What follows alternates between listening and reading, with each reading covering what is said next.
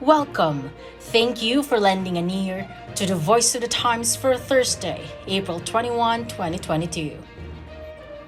For today's editorial, sloppy handling of West Philippine Sea exploration sends wrong message.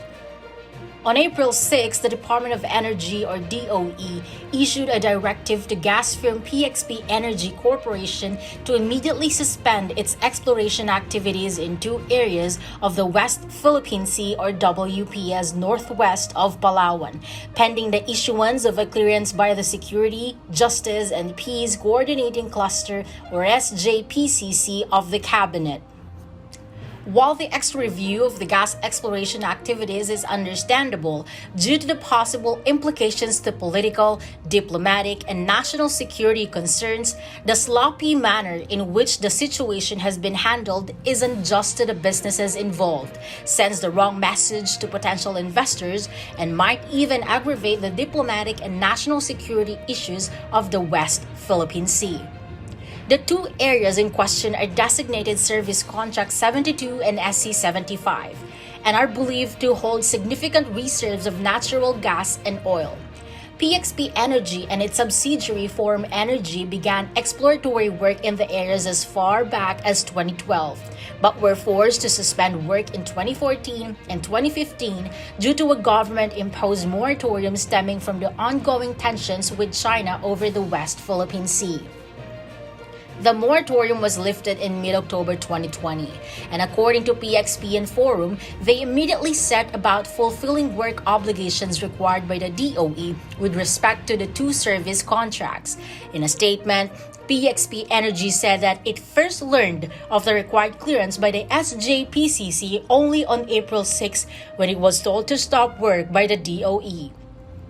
This, quite frankly, was an unnecessary problem created solely by lack of rigor on the part of the DOE, the SJPCC, or both.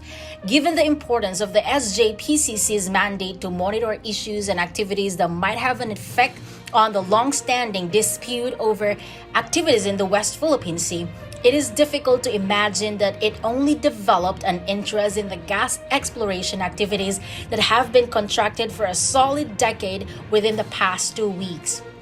Likewise, it is difficult to imagine that the DOE would have been unaware of the SJPCC or its mandate, or would not have made the connection between energy-related exploration in the disputed West Philippine Sea and the necessity to obtain the SJPCC's endorsement. Yet, one or more of those things appears to be precisely what happened. PXP and Forum have, by all accounts, been diligent in meeting their contractual and regulatory requirements and would have certainly complied with the requirement to obtain SJPCC clearance had they been informed about it. Thus, they are being forced to incur losses through no fault of their own.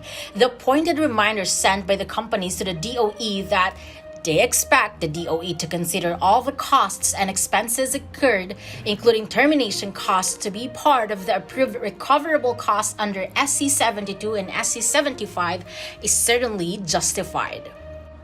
The episode also represents a poor show, and not for the first time, for potential investors in the energy sector.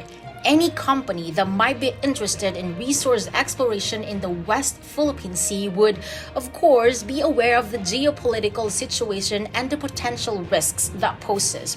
However, the confusion caused by the rather sudden stop directive and the revelation of an additional requirement could be interpreted as an additional risk, the probability of an unexpected interruption to operations.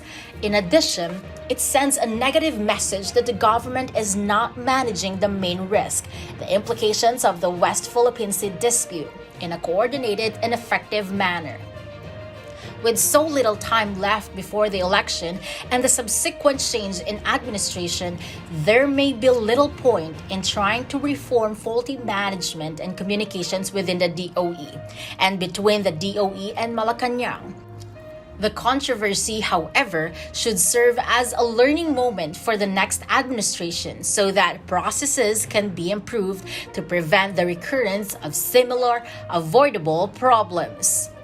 And that's the editorial for Thursday, April 21, 2022.